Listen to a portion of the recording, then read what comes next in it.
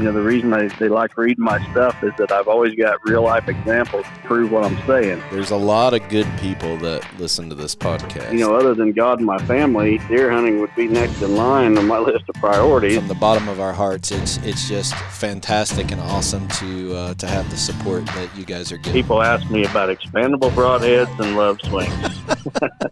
Chasing Giants with Don Higgins and Terry Peer. Brought to you by Osseo Camo, nature's most lethal camouflage. Follow along as Don and Terry discuss the techniques, strategies, and dedication needed to harvest one of God's most amazing creations, world-class whitetails.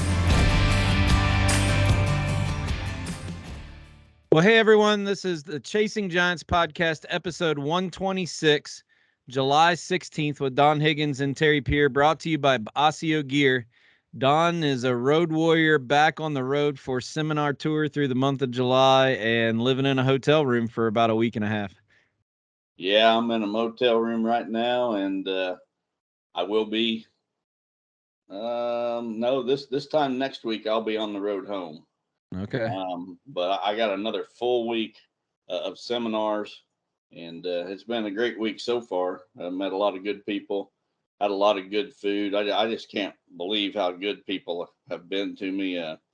I see it every winter when I go on my consulting tours, but people bringing me food, baking cookies for me to send on the road, and just various things. And every time I make a stop, I've got some kind of goodies that I'm taking with me in my truck, to munch on going down the road, or just this and that. So it's been fun.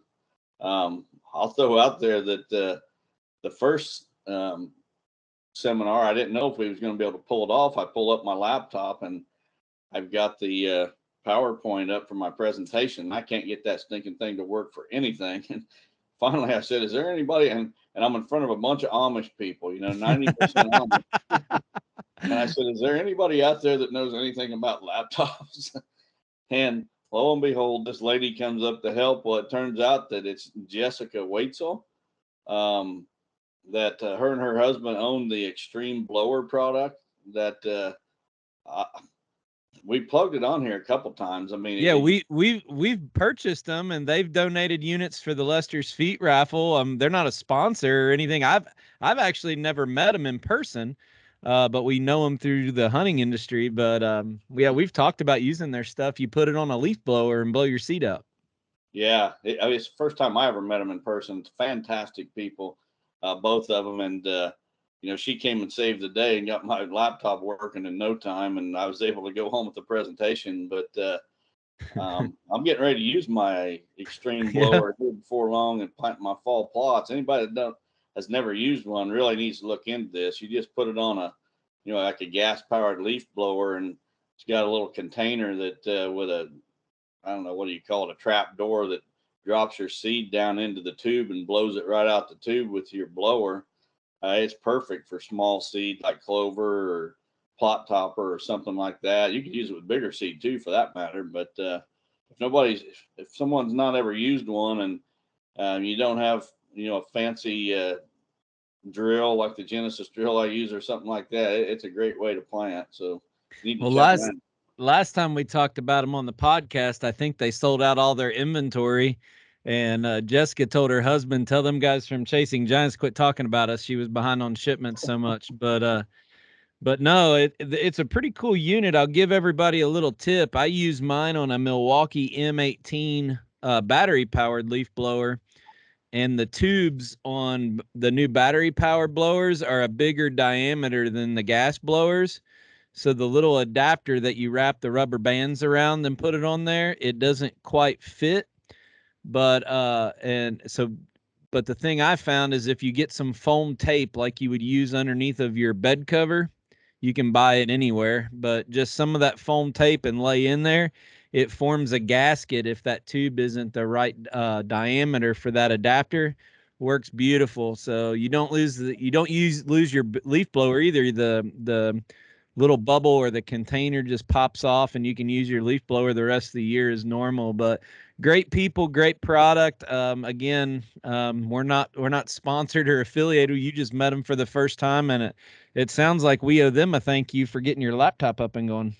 Yeah, I was a little bit worried if I don't have my laptop or my PowerPoint, to guide me along in my presentation, it becomes a question and answer session pretty quick.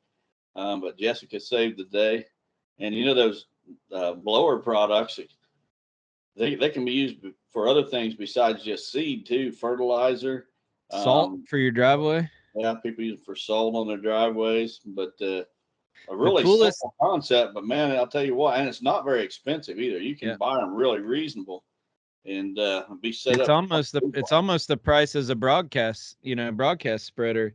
The Yeah. coolest thing we ever did with it is we broke every OSHA safety protocol out there, but we rode in the back. I rode in the back of my side by side as my buddy drove along standing corn as it was starting to turn and dry down, and we blew cereal grains into the corn. Of course, it blew it 5, 6, 8 rows over into it, and we just drove along the field from a higher elevation and shot it up over the top. Worked fantastic. So for double seeding or seeding into standing beans or corn, it works really cool too. Yeah. Well, thanks to Jessica for saving the day. Hope you get some sales out of being a good Samaritan to Don as he was needing some IT help. Yeah. So Well, how's the other visits been though? You've met, I'm sure, a lot of great people. When we have these big Amish crowds, the other thing that's nice is it might be the only time that they get to see some of the videos that you play during your presentations. So it's real important for us to have that laptop up and working. So how's the other events? You've done 3 of them, right? If I'm I not did. I've done 4 so far. 4. Oh, 4 was today. You did it earlier today. Yep, I did. They've all been fantastic. The event that I was at last night, Friday evening, I had a fish fry. A lot of people stopping by just to pick up fish meals to go, but they said they served over 1,000 meals, and there wasn't near 1,000 people at the seminar, but there was a couple hundred anyway. And that was a fundraiser for a little boy that had a heart transplant. Is that right? Yeah. He had a heart transplant that day on Friday. He was in the hospital waiting on a donor. And on Thursday night at 9:00, they get the call, "Hey, we've got a donor heart for you. Surgery is going to take place in the morning." And so the family had to all gather up and drive to Pittsburgh, where it was at, Pittsburgh Children's Hospital.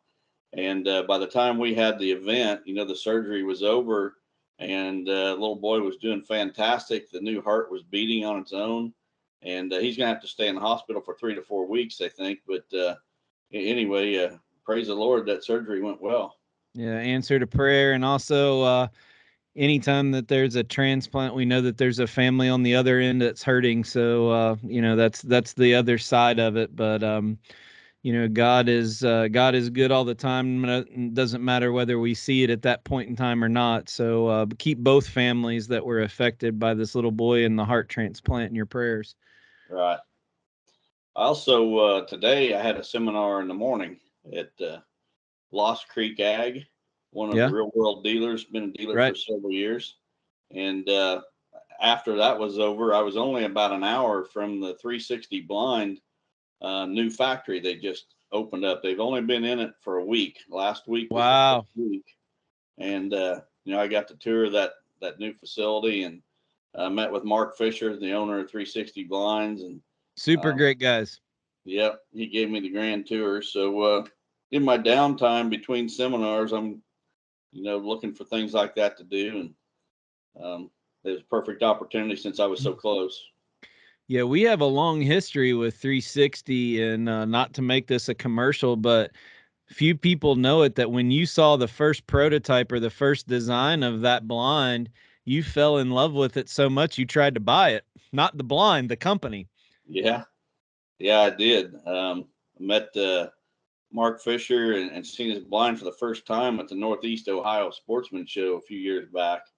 And boy, I just love that window system. It's like you sit in that blind and it's almost like sitting in a tree stand. You don't have to roll around and twist your neck to get a different view out of different windows. You just turn your head and you're good to go. And can anyway, open and close the windows really quiet. Yeah. It's the best system out there, hands down.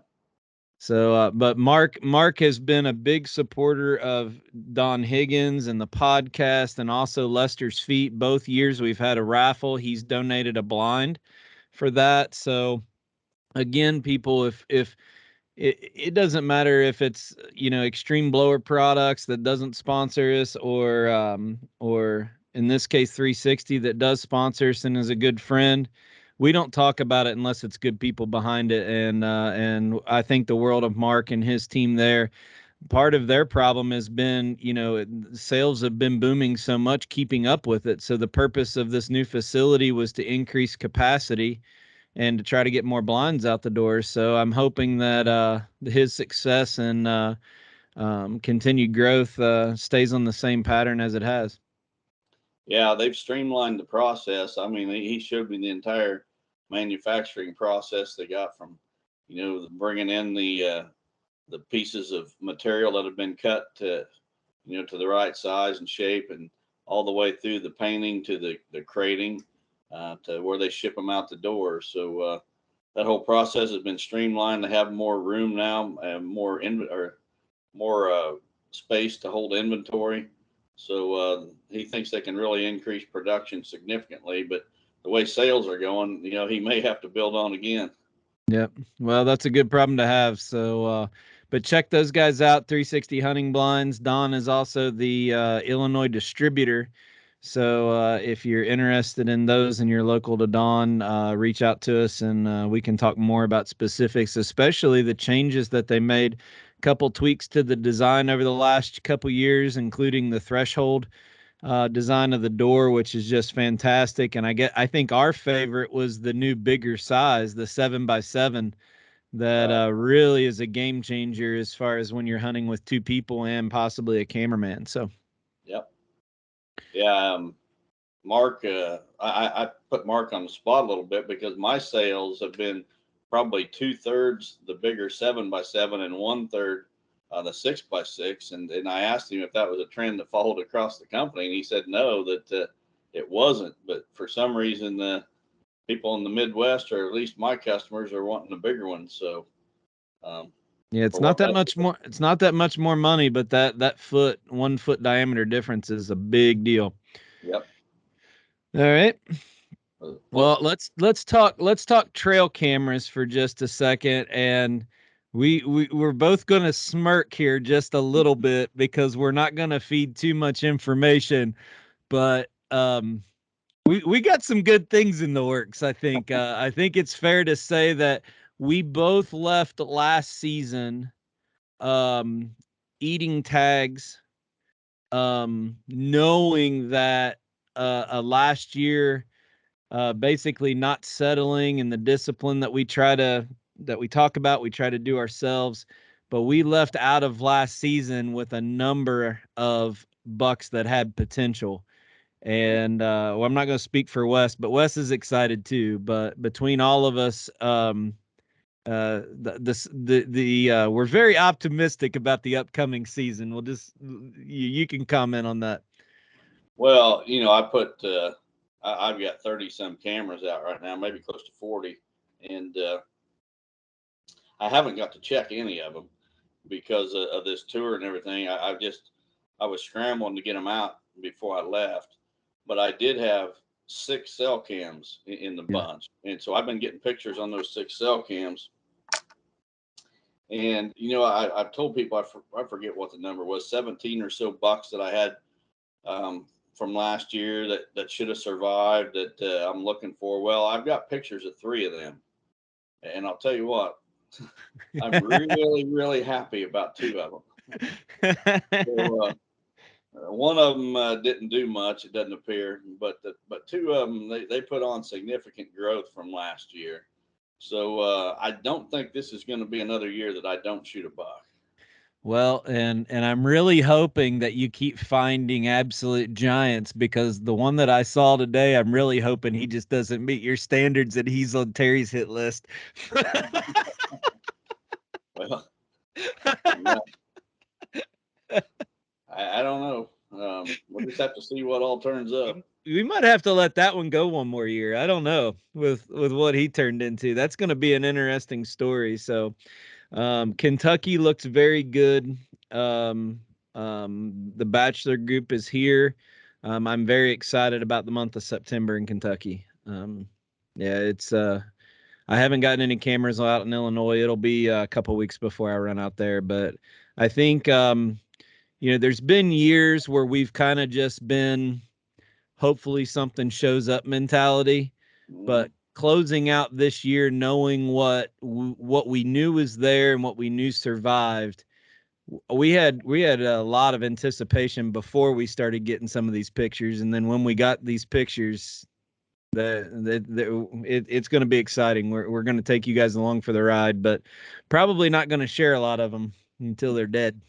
Yeah, I'm not. There's just too many haters out there that would love to use social media as a scouting tool, and I'm not saying much of anything, but this is it really comes down to discipline. You and I went through last season, and I don't know about you, but I didn't even pick up my bow. I hunted the whole year, didn't shoot a thing, wasn't even tempted to shoot anything, and I was pretty confident that I was not ever going to see anything during the entire season that I would shoot. When you're hunting real giants, sometimes that's what it takes. If they're not there and you got bucks that are just a step away, why lower your standards and shoot one of them? If you're compromising your goal, you don't really have a goal. We've said that before. You have a dream. Well, we've got dreams, but we also got goals, and the only way to achieve them is stick to them. And this season, I just encourage everybody, if you're in the same boat Terry and I was a year ago, and you can't find the kind of buck that you're looking for, well, be disciplined enough to give those bucks another year, and then you could be sitting where Terry and I are right now, giggling and wanting to tell everybody, but having enough control not to. There's a very small text group that pictures get traded on, and we're sworn to secrecy. I'm surprised Don hasn't drawn up a legal letter about disclosure of pictures that he sends Well, to Wes and I, but people in my small little circle, they know that they share the picture, they're out of the circle. and I trust them all, and I've never had an issue like that. So once I get to know somebody good enough to share pictures, then it usually works out. It always works out. Yeah. All right. What's been new with you, Terry? I've seen today on social media that you had a bad day. We'll warn all the adults that have kids in the room. When you hear my voice go up an octave, you might want to fast forward about 6 minutes from here, or however long it takes me. But the people are gonna find this comment really. Hey, this really is Terry. odd. We're going to step aside from the normal audio of the podcast. I'm going to leave the video playing because you guys might find it funny when my face gets really red and I start waving my arms around. But we recorded this podcast yesterday, and at this section of the podcast, Don had asked me how things have been going, and I'd had a couple really bad days. For those of you who follow me on social media, I talked about a target buck that I found that's not on my home farm that cattle got in. So I'm fighting cattle again. And then just before this podcast, my car had gotten broken into and my wallet had been stolen. And the story here that's playing on the video is me talking about those two instances, and those not being what aggravated me the most the last couple days. What had aggravated me the most is some attacks that Don had received on his social media.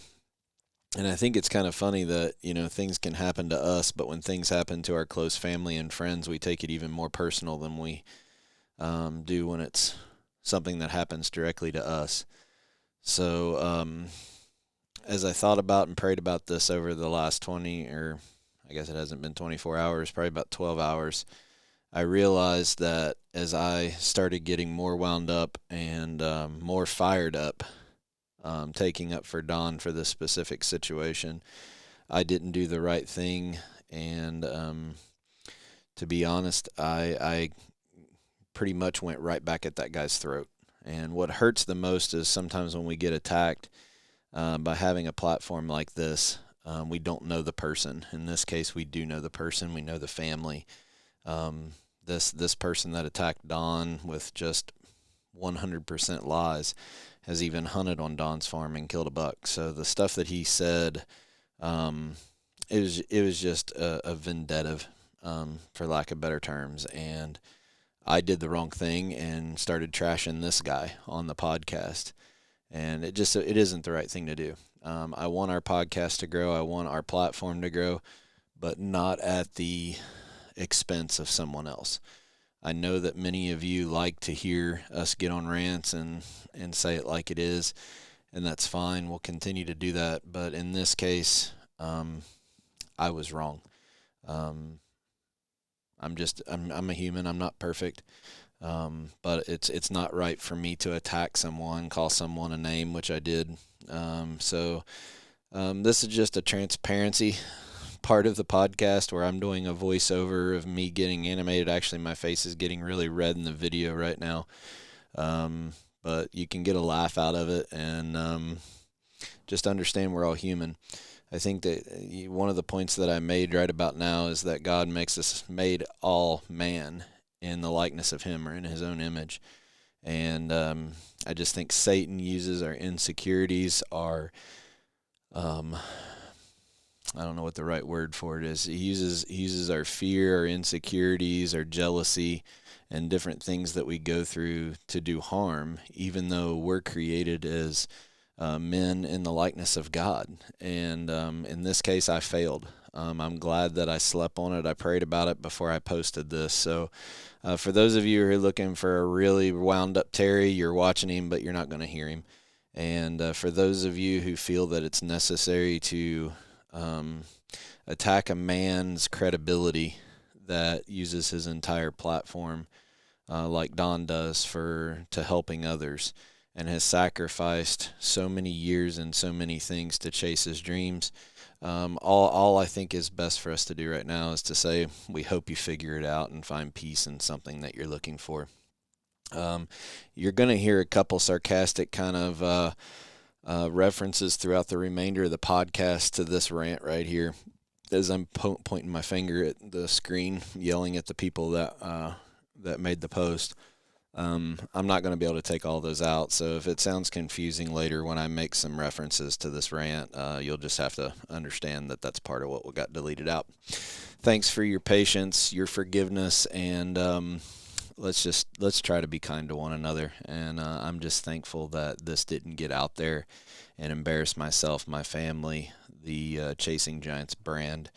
I'm glad it didn't get out before I edited it. So thanks for your patience. I'll splice in here to the regular audio in just a second. I'm done. Let's go to Osseo's spot. Osseo Gear introduces a premium line of bow hunting gear that is unmatched, pairing nature's finest camouflage with the best technological innovations. Osseo Gear brings whitetail bow hunters the gear they need to be the best at their craft. The unique camouflage mimics the intricate feather pattern of North America's greatest predatory creatures. Designed for invisibility, built for comfort, and engineered for function. Visit OsseoGear.com. That's ASIO Gear.com to start shopping. Osseo Gear. Prepare to be invisible.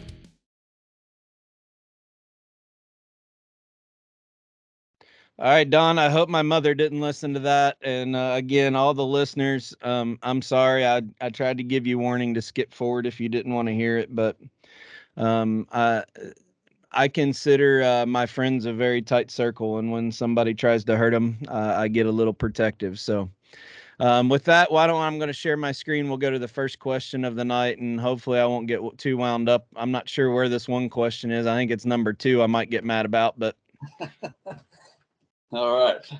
Our first one comes from Ethan Jansen from Ridot, Illinois. He says, Dear Don and Terry, we often hear you guys talk about how rare world-class bucks are. It got me to wondering if they are truly ultra rare where if there are just that many that are taken before they have time to reach their full potential. I know most bucks will never be world class, but I often wonder how many bucks we see on a regular basis that could be giants, but we never get to see them at their peak. Thank you for all you do, and a big thanks for being so bold with your faith. It's helped me to be bolder in my own faith. God bless.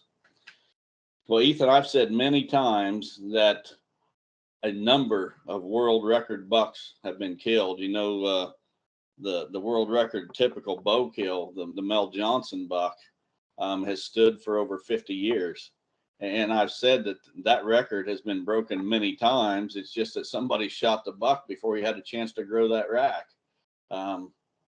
Percentage wise, world class bucks are very rare. I had at the seminar today, someone asked, what percentage of bucks do I think have the potential to be 200-inch bucks if they would live long enough?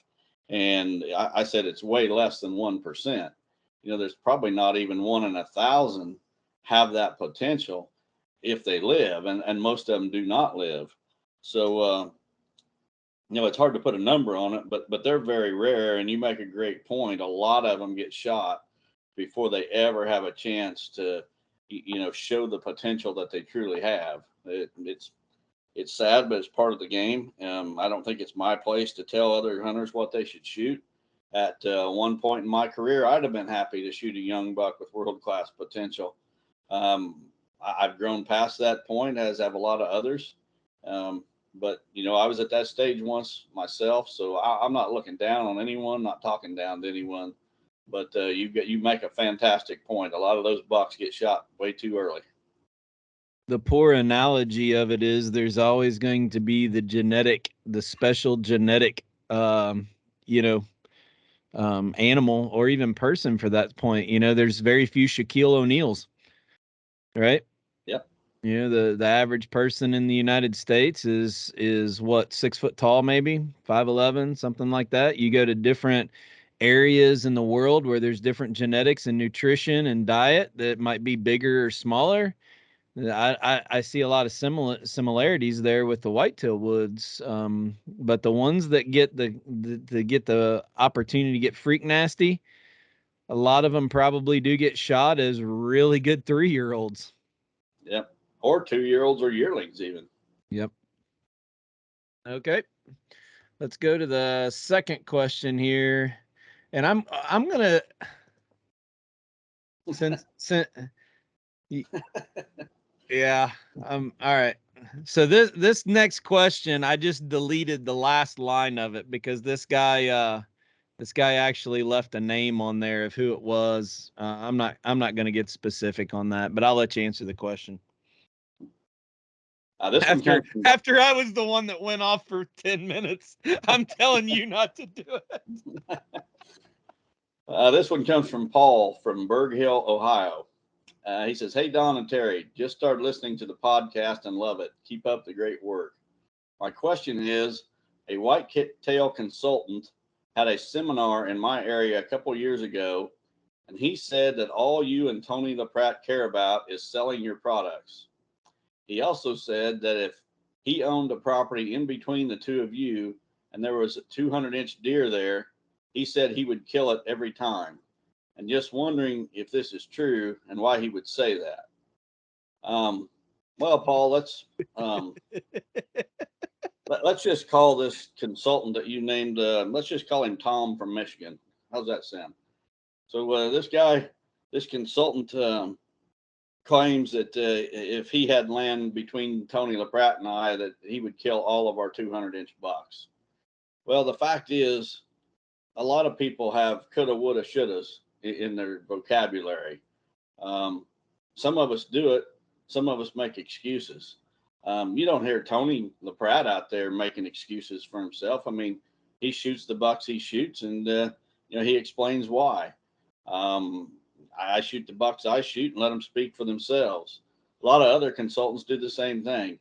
These guys that are out there that have got to bash others and say that I could have done that if I would be there, if I was in their state, or if I owned that chunk of land or whatever. Well, this is a free country. there's nobody tied to a certain property or that they have to hunt their entire life. You can travel out of state if you're skilled enough as a deer hunter. Go where the bigger deer are and shoot them. You prove it. If you've got to just back up your talk, is what it really comes down to. And some people can, and some people can't. The ones that can't, instead they just bash others. And there's more than one consultant out there doing it. This guy's doing it, but I know of at least one other that, he says things about me that are not true as well. Basically to bring credibility to themselves. I'm not sure how that works, but trying to bring me down to their level, I guess. Well, I really don't care what people say. That sounds stupid for me to even say that after I just went off on a rant about what somebody said. But let's take it back to the bigger picture here. Deer hunting should not be a competition. Deer hunting should never be, you've said it multiple times, there's never two situations that are identical. It's not like golf.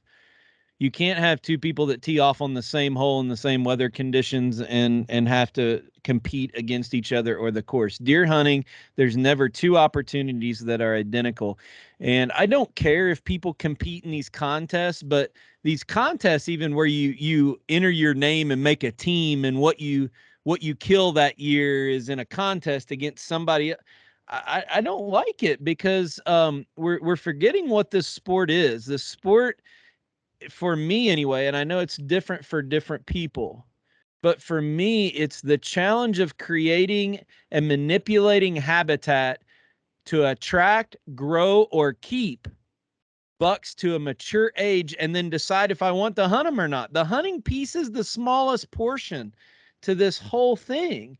And for someone to say, if I did this, I would do a better job or a worse job, there's no way to quantify that. If somebody is trying to use that as one of their spiels, that should be a red flag. Immediately dismiss it. It's not even worth saying his name on air. I really hope that someone who was at that seminar won't trust a word he says, because how do you even quantify that? Just more white trash, entitled liberals that think everything should be handed to them. So I'm sure that guy's that said that about you is probably breaking into somebody's car right now at a softball park, stealing the wallet from a volunteer softball coach that's trying to help kids. That's probably the level of the people we're talking about here. Well said, Terry. You're on a roll tonight. I'm gonna keep you going. I'm gonna prod you the whole way. I might get fired. You might get a bunch of hate mail of anti-Terry. Find another co-host. We don't want to listen to him. So nope, I'm gonna keep prodding you along the whole way. Hey, I got an update about Lester's Feet while we're in between questions. The winner of the Chevrolet truck that was donated by Victory Chevrolet and Midwest Land Group picked up his truck yesterday. Awesome. So he ended up flying down. I believe he was from Wisconsin. Was that right? Yep, Justin. So he flew to Kansas City, and Chris Yates's team picked him up, took him to the dealer. I hope by the time this podcast gets produced in the next probably 24, 30 hours, I'll have a picture of it. We can put that right now on the podcast.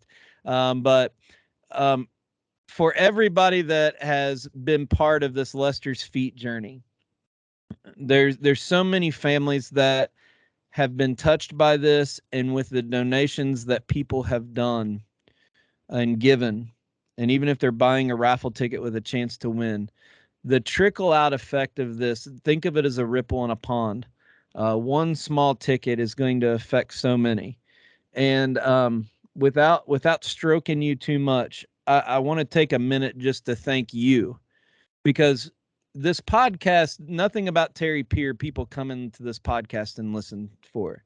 Nothing about the master classes do people want to hear from Terry Peer. You have figured out a way to use deer hunting to make a difference in people's lives. And unlike these people living in their mom's basement right now with keyboard courage, you have figured out a way to use this platform and others to help many, many people.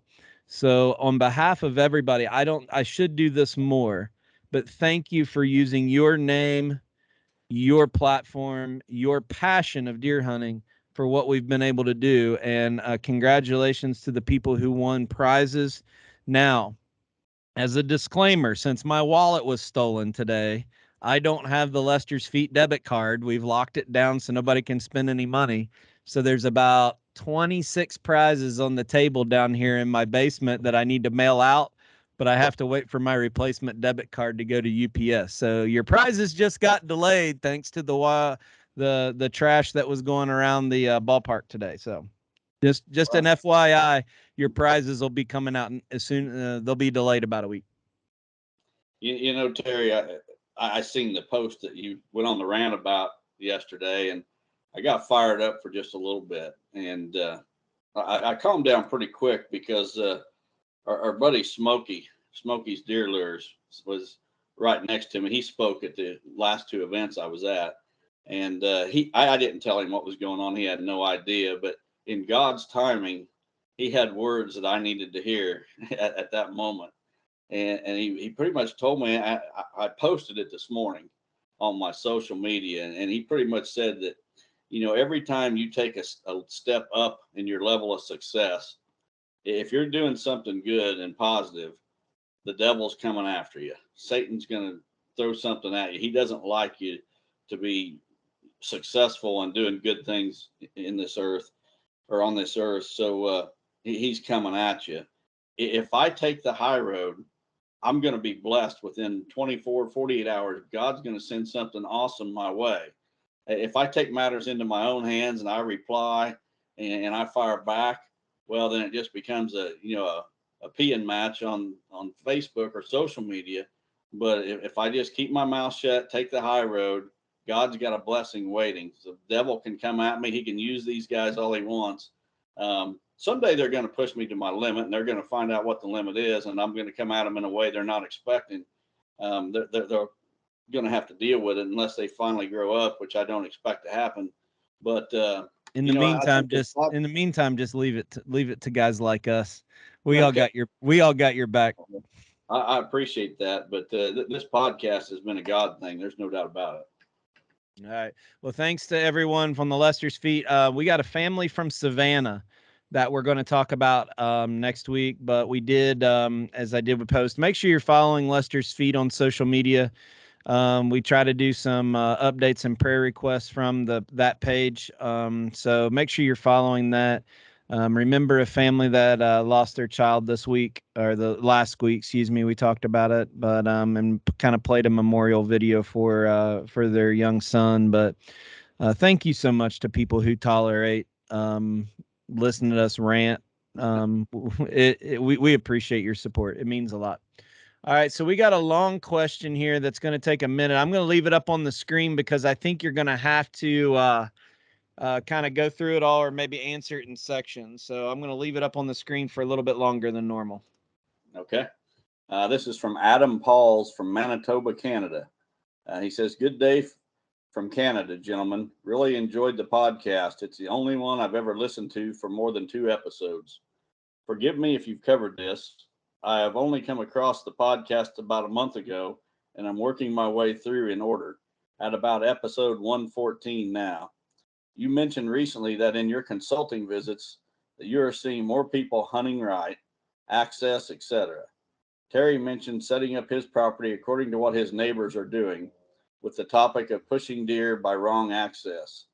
Have you ever considered what hunting whitetails would be like, assuming your podcast was to reach enough people that the trickle effect is that most whitetail hunters change their ways and hunt deer correctly?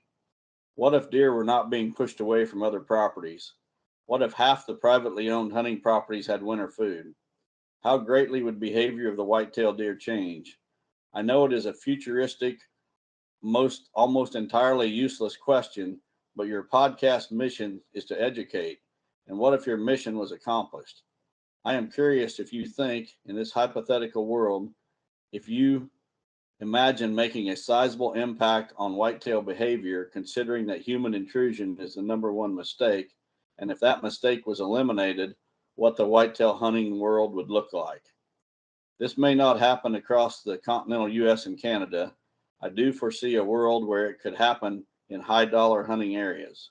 With good deer country costing more than good farmland, we could see massive swaths of land one day managed entirely for whitetails by numbers of people, and the deer living entirely within this area acting completely different than regular wild deer.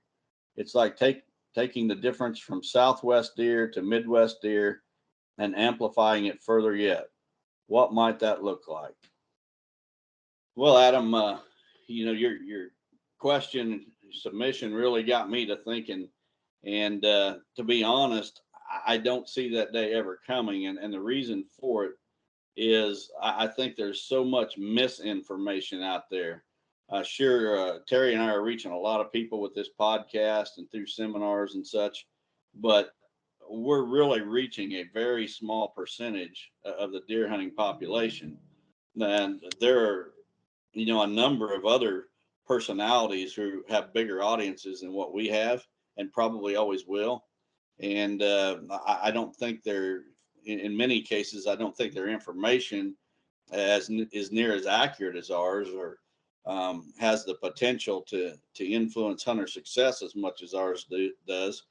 But I just think that there's a whole lot more people that are not listening to this podcast, who are not taking our advice, and are listening to some things that some information that is, I'll just call it lower quality, and maybe doesn't work quite as well. And so, for that reason, I just don't see that we're going to have a major impact. Now, I do think that deer hunters are becoming, better stewards of the resource for the most part overall. There's a lot more hunters percentage wise today that are letting young bucks walk than there was, say, 25 years ago. It's a very slow process, but 50 years from now, the landscape probably will look a lot different, because the demand for hunting land is such that you're either going to own it or you're going to lease it. And it's not too far away. In some areas, it's already that way. The days of knocking on doors, it just gets harder and harder each year to gain permission just by knocking on doors. Public lands become more crowded. So I do think the hunting landscape is going to change, but I don't think it's going to change in the way that you described, because our audience is so limited and such a small percentage of the deer hunting public. We'll never have enough people that have the same common goal either. I mean, everybody hunts for a different reason, and to have people do what we're trying to do, it's a very small percentage at the level we are. I think there's things that we talk about that everyone can take from and apply their goal to it, but to say that there's going to be enough people that are going to pass a 150-inch deer because they think he's only 3 years old is I don't think it'll ever be that way. Nope, I agree. So, and and I'm not saying I blame people for shooting that deer if that's what their goal, where they're at in their career. I'm not saying that. I'm just saying there's never going to be enough people on the same page. Yep. We're in agreement on that one. Hey, Spinks from Quiet Cat here in our virtual showroom space, where you can connect with a product expert and learn all about our bikes, our accessories, and what makes Quiet Cat the leader in off-road electric bikes. Schedule a live session today by clicking in the link below or going to quietcat.com/meet.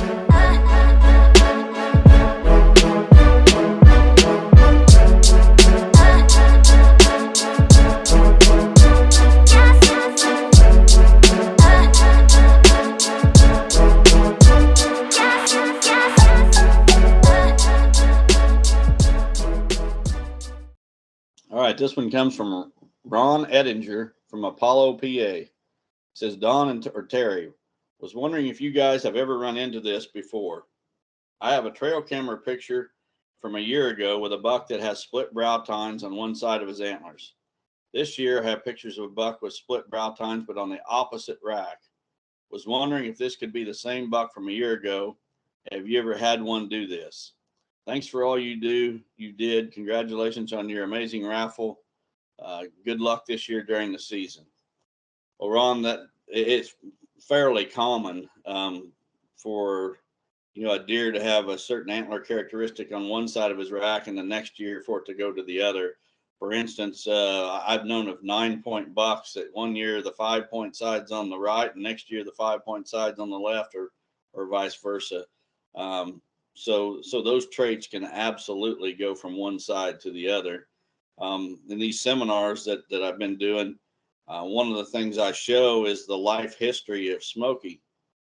Show pictures of him through the years, and up to 5.5 years old, he would have a G4 point on one side or the other. Some years it would be on his right, some years on his left. And my hope was, the reason I let him live till 6 years old, my hope was that one day he would put a good G4 on both sides. And that's exactly what happened when he was 6. And when he did, he added 20 inches of antler that year. So yeah, it absolutely can and does happen, and it's not all that rare, really. So if I'm in Daniel's situation, and I'm toying with myself, is this the same buck? So I think he said one brow tine had a fork, and then it went to the other side. What are some other tips that you would look at to say, is this the same buck? Just for the people listening, we got a fork on one side, then it goes to the other. How do I kind of mine down further to say it is or maybe not? Well, the big thing is the main beams. Whatever shape those main beams are, if it's a narrow rack buck, he's always going to be narrow rack. If he's a wide buck, he's always going to be wide. If those main beams come around to the front and maybe the points almost touch, well, they're always going to come together and, be pointing at each other and almost touch. If they come up and come around to the front and swoop upwards, well, they're always going to do that. That shape of the main beam and basically the basic shape of the rack is going to remain consistent from year to year. Brow tines also typically stay pretty consistent. If they're short brow tines, he's pretty much always going to be a short brow tine buck. If they're long, he's pretty much always going to have long brow tines. If he's got multiple brows. But the thing of it is, some of that, not the shape of the rack, but like the brow tines, as that buck gets older, sometimes they will add extra brows or stickers off brows or things like that. But the general shape of that rack is not going to change very much at all from year to year. There's an interesting little tidbit that you can say about Smokey, that you could tell Smokey apart, and it wasn't even anything to do with his rack, and that was down the back of his neck, wasn't it? Yeah, he had a mane. So you could even tell him after he shed his antlers, because he had that hair standing up, that mane on the back of his neck. Yes, imagine a big cowlick or like a horse mane going down the back of his neck. So I think that a lot of times there might be a body or a feature or something. If you're using a trail camera that's got good enough resolution, you could look at for other different things to compare between the deer for year to year. Right. All right. Well, our last question of the night. Okay, our last question comes from Jason Clark from Spring Grove, Pennsylvania. He says, "Hey guys, I was recently introduced to your podcast, and I have to say I can't stop listening. I have learned so much about what to do and what I'm doing wrong in these last couple of weeks. So thank you for that. I have 2 questions. First, with the implementation of legalized crossbows across the country, do you feel that it may have a negative effect on the numbers of mature bucks, given the power and the distance they can shoot? And my second question is, I've been seeing some information from another outdoor platform that confuses me. They said that this time of year, July, is a great time to start making mock scrapes, and that making these will keep mature deer coming back to the scrape right throughout the season. Your insight means a lot, and thank you for taking the time to explain. Let's go, Brandon." After he hears my rant, it might be his last week listening. I bet he's hooked for life now. First question on the crossbows. Crossbows are definitely having an impact on deer harvest figures in many states. The big thing that I see, it's not because of the distance or anything that a crossbow shoots. The big thing is the number of people that it brings into the archery season.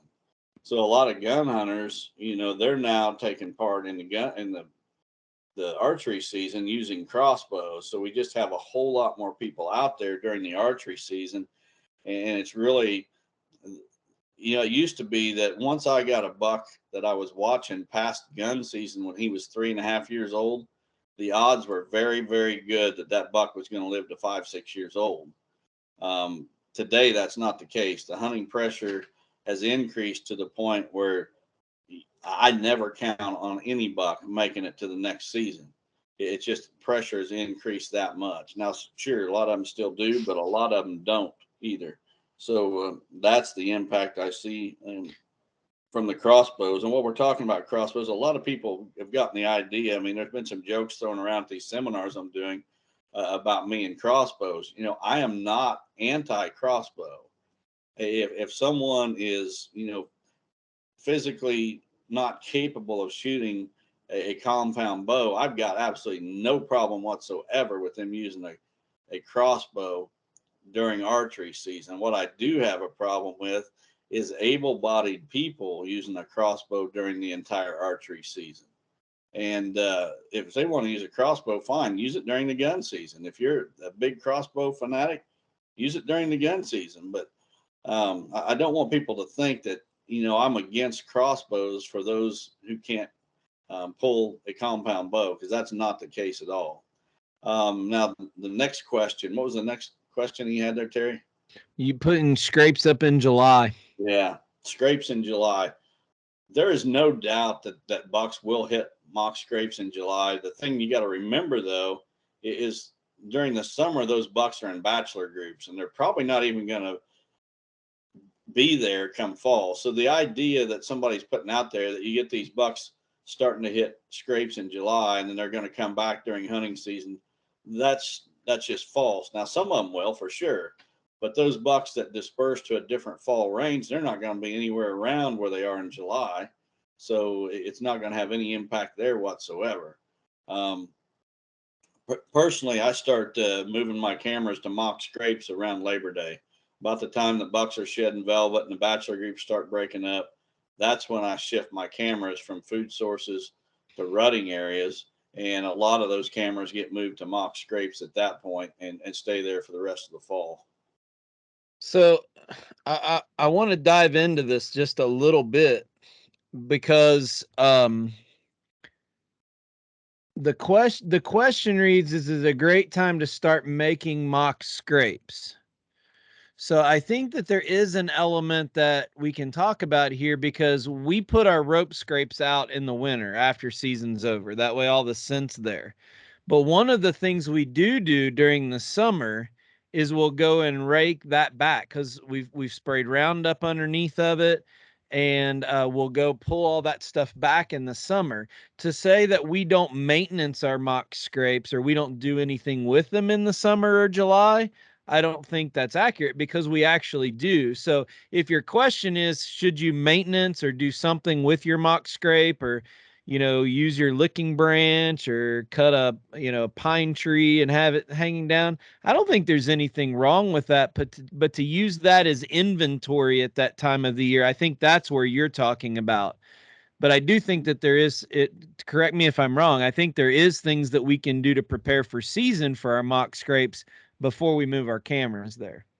Yeah, absolutely. And if you've got a mock scrape in an area where there's a bachelor group, there's a very good chance they're going to come in and work that mock scrape. You can get some good pictures there. It's I think the question was, if you get them hitting the mock scrapes in July, they'll continue to do so right on throughout the season, right? And some bucks will, but some of those bucks you're getting pictures of in July are not going to be there during the hunting season. Yeah. So I guess my point was, there's things, we're not against doing anything with scrapes. I think that was one of the things that kind of surprised everybody at the great debate is Tony was really big on a lot of mock scrapes. That's one of his strategies, but they were trying to tee up some drama there between the two of you. And you're like, I use rope scrapes and that's a form of a mock scrape. So yeah, it kind of defused that question a little bit. It's a big part, especially in an area like Illinois where we can't feed or use mineral as a way that we use to get inventory. Because if you have that rope scrape in the right spot, you'll get every buck that's there on that. So a mock scrape, how we use it or other people use it, is a great tool that has to be kind of worked at different strategies. I caution people with intrusion topic and also smell. That's why we put them out in February and then go in there and just work the ground underneath of it without touching it through the summer. Right. Yeah, that human intrusion factor is huge, and do it the right time of the year, and you don't have to worry about that human intrusion. Well, we've come to that point in the podcast where we have to kind of figure out how to end it. And the funny thing is, right now, as people are listening to the end of this podcast, they're going to hear, why does Terry keep apologizing for his big rant? And if I decide to edit it when I go back, and not all of it's there, they're going to be really confused. So I think you need to leave it, actually, but well, do what you want. But yeah. But thank you so much for all the support. I know everybody's going to leave a comment that says, don't worry about the haters. We appreciate that, but quite honestly, it's easy to do when you're sitting back there and you're not getting attacked. That's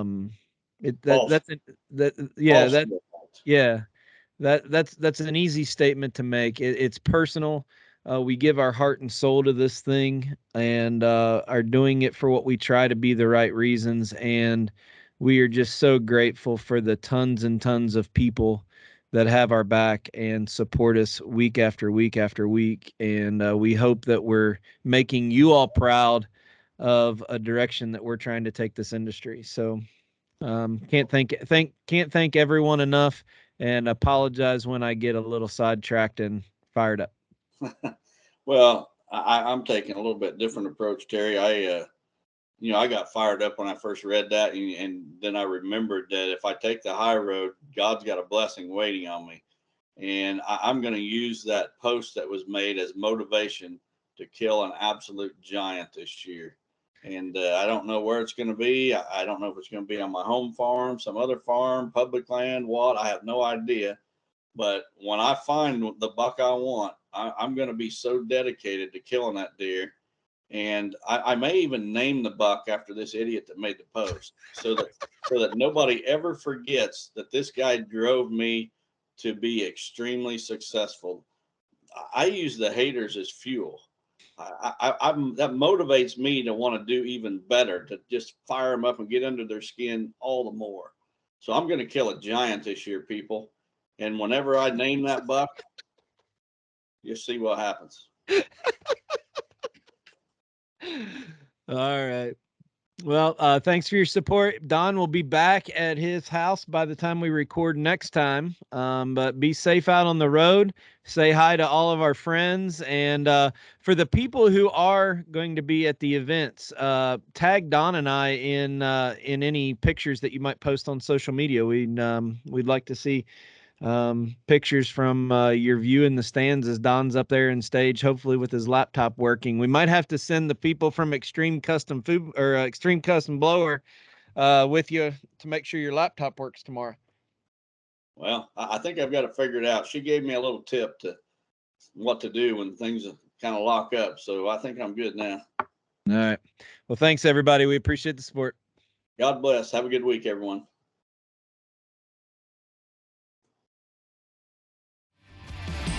Chasing Giants has been brought to you by Osseo Camo, Via Farm Real Estate Company, 360 Hunting Blinds, Victory Chevrolet, Real World Wildlife Products, Matthews Archery, Novix Tree Stands, Gingerich Tree Farm, WildlifeFarming.com, Quiet Cat, and Vortex Optics.